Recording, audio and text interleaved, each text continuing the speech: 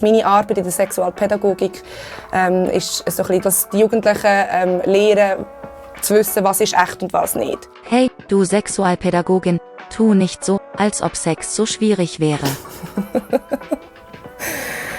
Nein, grundsätzlich schwierig ist es nicht. Es ist schwierig, sich mit dem auseinanderzusetzen. Eben einfach machen kann man mal noch schnell, aber dass es für einen stimmt und dass es für das Gegenüber stimmt, für alle Beteiligten, finde ich, kann es eben schon noch ein bisschen schwierig sein. Oder vor allem auch Kommunikation darüber. Das ist mir etwas mega Wichtiges, dass ich das auch fördere, Kommunikation über die Sexualität.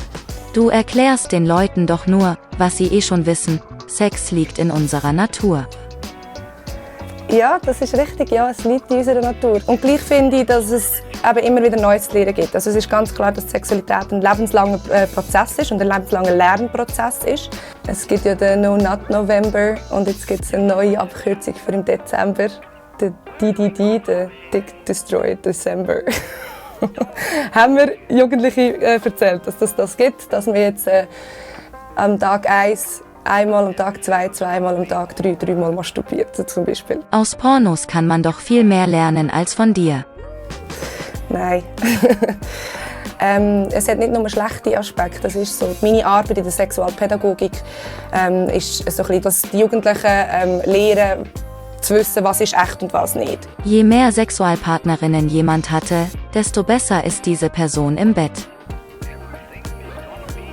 Nein. Ich finde, Sexualität ist gut, wenn sie für dich selber stimmt. Ich bin ja auch eine sehr grosse Befürworterin für die Selbstliebe, Selbstbefriedigung.